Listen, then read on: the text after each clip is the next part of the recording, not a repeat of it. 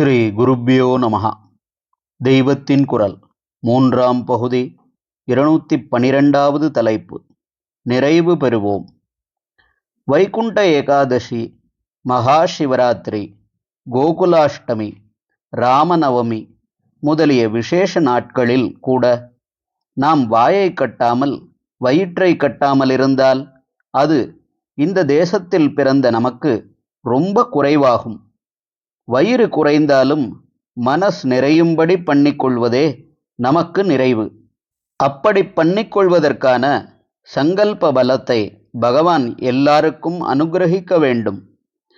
வியாதிக்கு மருந்து மாதிரி பசிக்கு சாப்பாடு ரொம்பவும் அளவாகத்தான் போட வேண்டும்.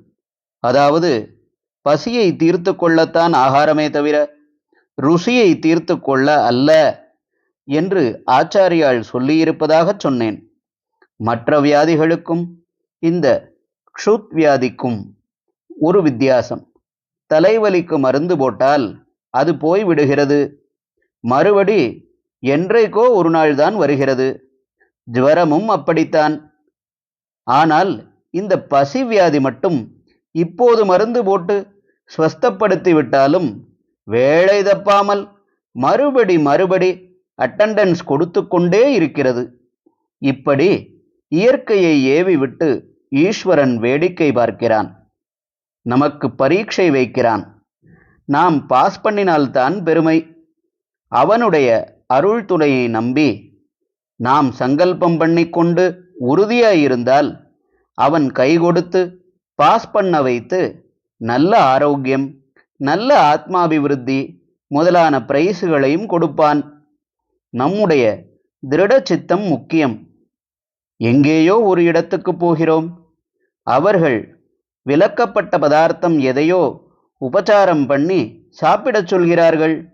அந்த சமயத்தில் தாட்சிண்யத்தாலோ அவர்கள் தப்பாக நினைக்கப் போகிறார்களே என்றோ அதை சாப்பிட்டு விடக்கூடாது. பிரின்சிபலை விடக்கூடாது. பெங்காலில் விதவைகள் எத்தனை கடுமையாக ஏகாதசி விரதானுஷ்டானம் பண்ணுகிறார்கள் என்பதை பார்த்து அதை நாமும் கொஞ்சமாவது எமுலேட் பண்ண முயல வேண்டும். பெங்கால்காரர்கள் மத்ஸ்ய பிராமணர்கள்தான். ஆனால் விதவைகள் அந்த சாமானை தொடமாட்டார்கள். அதோடு ஏகாதசியை அவர்களே மற்ற எவரையும் விட தீவிரப்பற்றுடன் அனுஷ்டிக்கிறார்கள். வாயில் சொட்டு பச்சை தண்ணி கூட விடாமல் அன்று விரதம் இருக்கிறார்கள். அங்கே கோடையில் கோட்டை அடுப்பு மாதிரி ஊர் முழுக்க நெருப்பு காற்று அடிக்கிற போது கூட வாய் அப்படியே உலர்ந்து வறண்டு ஒட்டி கொண்டாலும் அந்த விதந்துக்கள் சொட்டு தீர்த்தங்கூட விட்டுக்கொள்வதில்லை என்று பிடிவாதமாய் இருப்பது வழக்கம். இதில் உஷ்ணம் தாங்காமல் அநேகம் பேர் செத்தே போனார்கள். இந்த மாதிரி விடக்கூடாது என்று பண்டிதர்களையெல்லாம் கூட்டி ஒரு சதஸ் நடத்தி சாஸ்திர பிரகாரமே கடுமையான உபவாச விதியை கொஞ்சம் இழக்கித்தர வழி இருக்கிறதா என்று பார்க்க முடிவு செய்தார்கள்.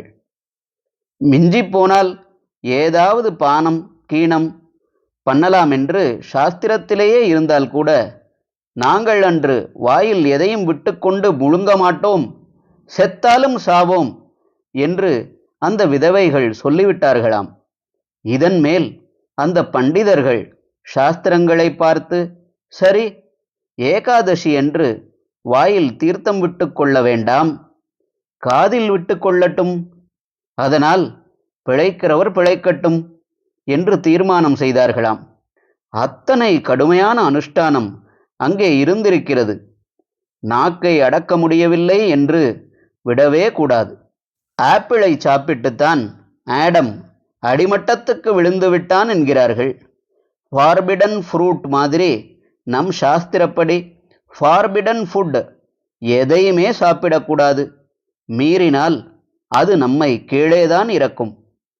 இம்மாதிரி ஒரு டெம்டேஷன் உண்டாகிற சமயங்களில் இப்போது இது உசந்த ருசி என்று சாப்பிட்டாலும் சாப்பிடுகிற இந்த 5-10 நிமிஷங்களுக்கு அப்புறம் ருசி நாக்கில் நிற்கிறதா என்ன? இது உசந்த பதார்த்தம் என்று சாப்பிட்டாலும் இது என்ன சாஸ்வதமாக வயிற்றிலே இருந்து கொண்டு மறுபடி பசிக்காமலே பண்ணப் போகிறதா என்ன என்று நம்மை நாமே கேட்டுக்கொண்டு கண்ட்ரோல் பண்ணிக்கொள்ள வேண்டும். இப்படி ஒரு நல்லறிவு உண்டாவதற்கு மறுபடியும் பகவானையே தான் வேண்டிக் கொள்கிறேன். ஹரஹர சங்கர, ஜெய ஜெய சங்கர. தெய்வத்தின் குரல் மேலும் ஒலிக்கும்.